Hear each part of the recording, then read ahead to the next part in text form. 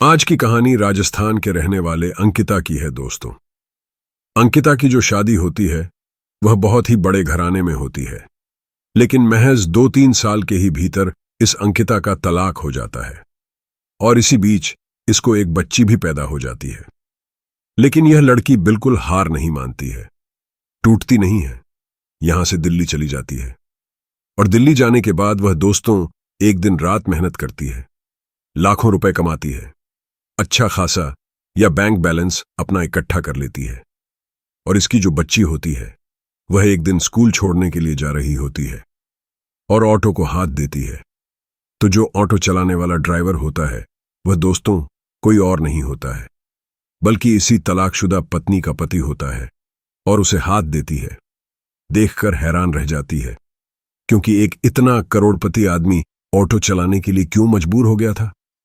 आखिर कारण क्या था दोस्तों? ये लड़की होती है तलाकशुदा पत्नी और इसकी ये उसकी मदद करती है। वाकई में दोस्तों इस कहानी को जो आप बिल्कुल सुनेंगे तो तारीफ करने के बिना आप बिल्कुल रह ही नहीं सकते हो।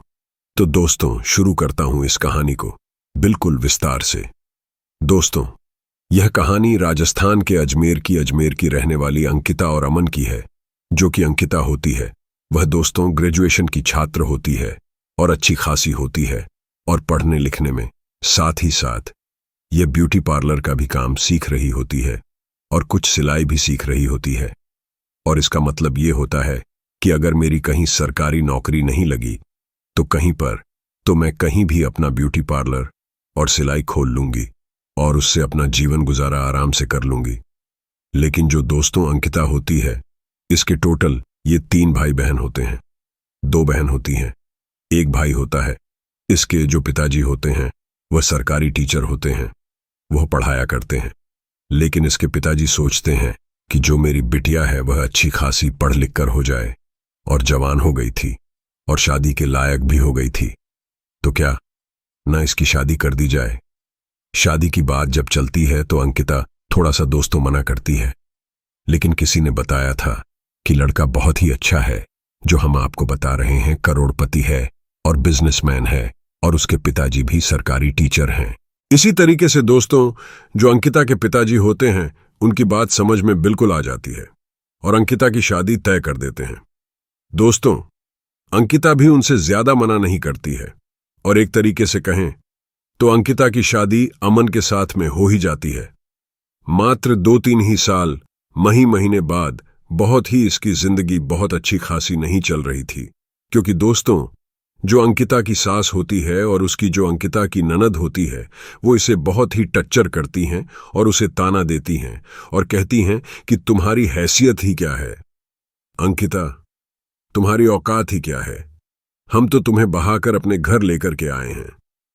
इससे तो दोस्तों अच्छा है कि तुमसे हमारा बेटी शादी ही ना करता। लेकिन दोस्तों जो इसकी अपनी जो अंकिता होती है वह बड़े समझाते हुए कहती है कि मम्मी जी इसमें हैसियत और औकात वाली की बात ही क्या है।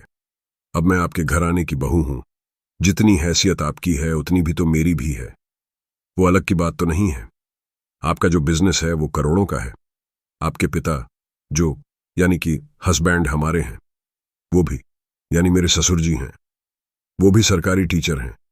मेरे पिताजी भी हैं, सरकारी टीचर हैं। तो एक तरीके से कहें तो इसमें हैसियत वाली कोई बात ही नहीं रह गई है।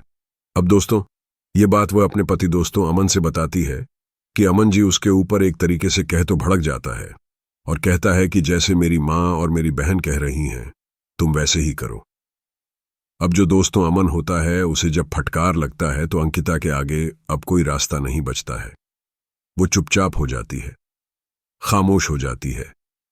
अब जब अपने पति उससे साथ नहीं मिलता है तो उसको आगे मजबूर थी और बर्दाश्त करने की और सब कुछ दोस्तों सहन करने की कर रही थी, क्योंकि दोस्तों अंकिता की साथ ननद जो थी वो बहुत ही ज्यादा लड़ाकू, बहुत ही ज्यादा तेज होती हैं और इसके इशारे पे छोटी छोटी बात खाने में कभी मिर्ची तेज है या नमक कम है या कुछ और कम है उस खाने को पटक दिया करती थी और एक तरीके से कहे तो सारा घर सारा उठा लिया करती थी।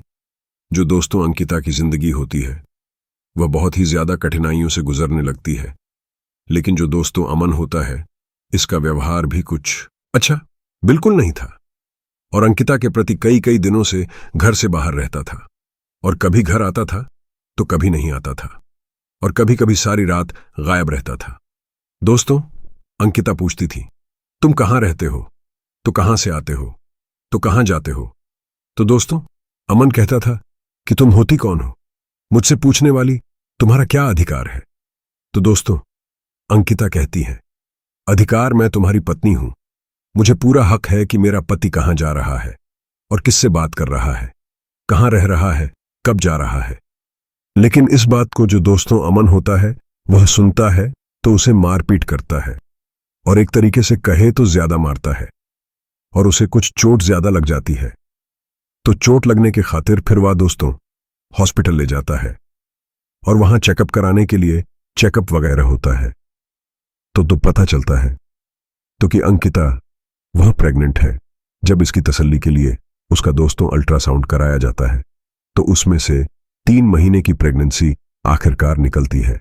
और अंकिता को जब पता चलता है तो अंकिता जो होती है, इसके बाद जो अंकिता होती है, बड़े प्यार से बिठा है अपने पति को करीब अपने दोस्तों अमन को समझाते हुए कहती है कि देखो, मैं मां बनने वाली हूं, तो मुझे तुम्हारे सारे की जी जरूरत है। मैं झगड़ा नहीं करूंगी, और अपनी मां और बहन को भी तुम समझा देना, और वह भी दोस्तों अच्छे से बात करें और मैं भी अच्छे से बात करूं। लेकिन दोस्तों, जो अंकिता होती है वह कहां यह सब मानने वाली होती है। आखिरकार अमन, अंकिता की जिंदगी में वही घुटन रहती है।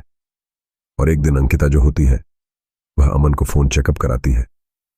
उसे कहती है, सारे ऐसे नंबर होते हैं, कई सारी लड़कियों के फोटो वीडियोस होते हैं, जिसे देखने के बाद अंकिता एकदम भड़क जाती है, और उसे पता चलता है कि मेरे पति का अफेयर कहीं बाहर चल रहा है, जहां वह रुकता है, और उन्हीं लड़कियों के यहां पर उसके फोन नंबर होते हैं। अब ये सारी बात जब अंकिता उसको बताती है तब वो ज्यादा उसको पीटता है और गुस्सा हो जाता है, क्रोधित हो जाता है। अब जो दोस्तों अंकिता की जिंदगी जो होती है, कुछ ना कुछ एकदम कुछ ना अच्छा नहीं चल रहा था होता है। और उसमें इसी बीच अंकिता जो होती है वह दोस्तों एक छन्नी सी बच्ची को जन्म देती है। और बच्ची पैदा होने के बाद भी दोस्तों अंकिता की जिंदगी में कोई खास बदलाव नहीं आया था, और एक तरीके से कहें तो वही मारपीट, वही तानी सुनना। हालांकि जो अंकिता होती है यह भी चाहती थी कि मेरा अधूरा काम ब्यूटी पार्लर का सीखने का वो भी सीख लूंगी।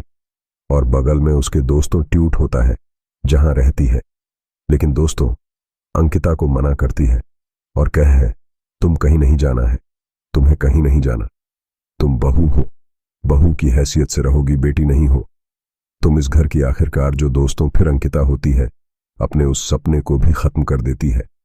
लेकिन आए दिन जब इसमें झगड़ा होता रहता है वह बिल्कुल तंग हो जाती है।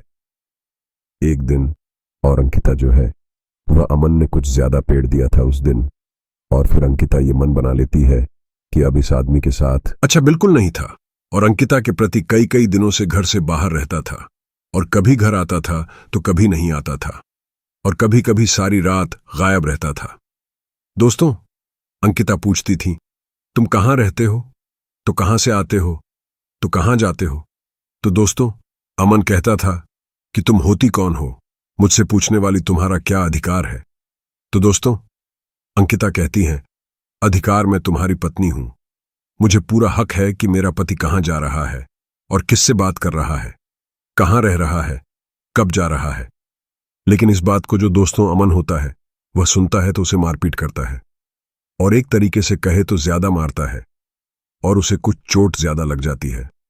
तो चोट लगने के खातिर फिर वह दोस्तों हॉस्पिटल ले जाता है, और वहां चेकअप कराने के लिए चेकअप वगैरह होता है। तो पता चलता है तो कि अंकिता वह प्रेग्नेंट है। जब इसकी तसल्ली के लिए उसका दोस्तों अल्ट्रासाउंड कराया जाता है तो उसमें से 3 महीने की प्रेगनेंसी आखिरकार निकलती है। और अंकिता को जब पता चलता है तो अंकिता जो होती है, इसके बाद जो अंकिता होती है, बड़े प्यार से बिठा है अपने पति को करीब अपने दोस्तों अमन को समझाते हुए कहती है कि देखो, मैं मां बनने वाली हूं, तो मुझे तुम्हारे सारे की जी जरूरत है। मैं झगड़ा नहीं करूंगी, और अपनी मां और बहन को भी तुम समझा देना, और वह भी दोस्तों अच्छे से बात करें और मैं भी अच्छे से बात करूं। लेकिन दोस्तों, जो अंकिता होती है वह कहां यह सब मानने वाली होती है। आखिरकार अमन अंकिता की जिंदगी में वही घुटन रहती है और एक दिन अंकिता जो होती है वह अमन को फोन चेकअप कराती है।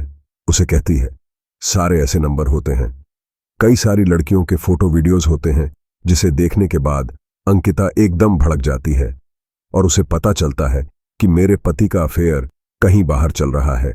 जहां वह रुकता है और उन्हीं लड़कियों के यहां पर उसके फोन नंबर होते हैं। अब ये सारी बात जब अंकिता उसको बताती है तब वो ज्यादा उसको पीटता है और गुस्सा हो जाता है, क्रोधित हो जाता है। अब जो दोस्तों अंकिता की जिंदगी जो होती है कुछ ना कुछ एकदम कुछ ना अच्छा नहीं चल रहा था होता है। और उसमें इसी बीच अंकिता जो होती है वह दोस्तों एक छन्नी सी बच्ची को जन्म देती है। और बच्ची पैदा होने के बाद भी दोस्तों अंकिता की जिंदगी में कोई खास बदलाव नहीं आया था। और एक तरीके से कहें तो वही मारपीट, वही तानी सुनना। हालांकि जो अंकिता होती है यह भी चाहती थी कि मेरा अधूरा काम ब्यूटी पार्लर का सीखने का वो भी सीख लूंगी।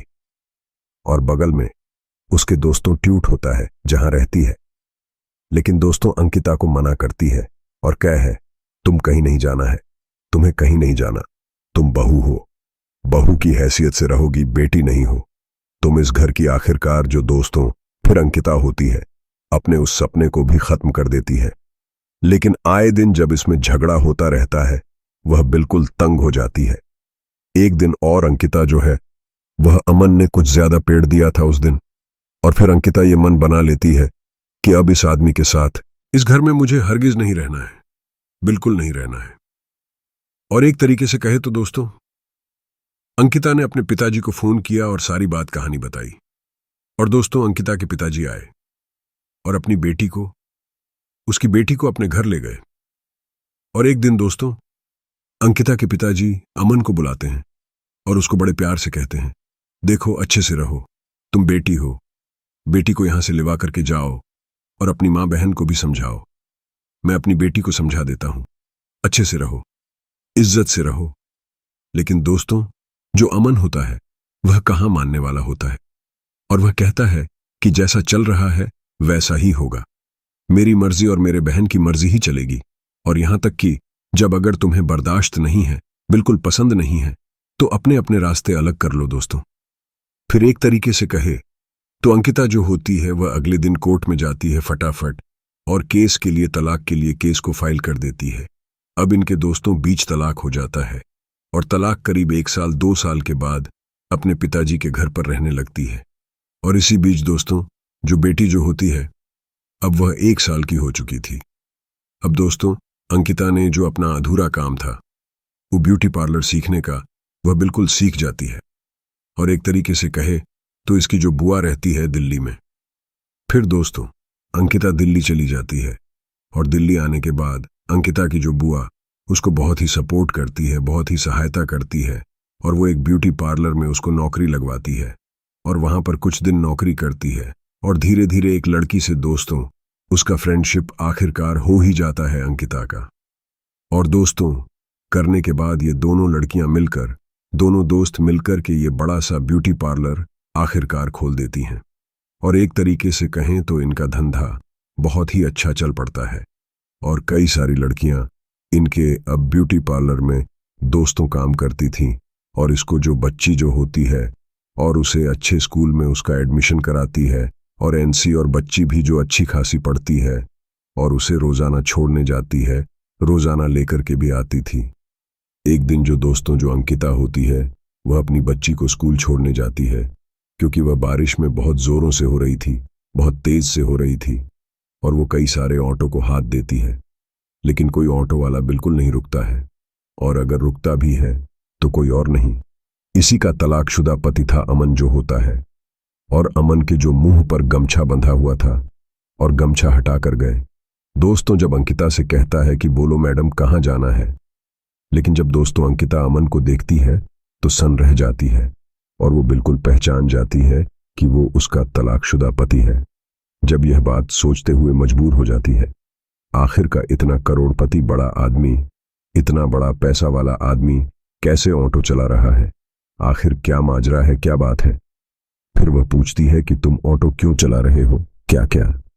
तो वो बताता है कि मेरी जिंदगी में बहुत कुछ उथल पुथल हो गया और खराब हो गया था कि जिन लड़कियों से मेरा अफेयर था उन्होंने मुझे लूट लिया, मुझे महंगे महंगे गिफ्ट दिलवाए और मुझे ब्लैकमेल किया और मेरी सारी जायजा मुझसे तबाह में बर्बाद कर दिया। मेरे खर्चे बांधे सब बंद हो गए।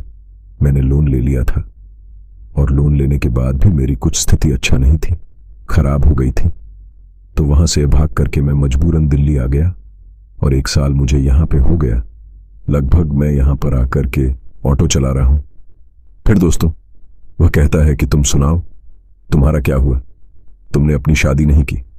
फिर दोस्तों अंकिता बड़े प्यार से कहती है कि मैं तुम्हारे जैसे थोड़ी नहीं हूं, जगह जगह मुंह मारती फिरूंगी। मैंने कोई अभी तक शादी नहीं की है और मैं अपनी बच्ची के ही सहारे अपनी जिंदगी काट लूंगी, इसमें कोई शक नहीं है।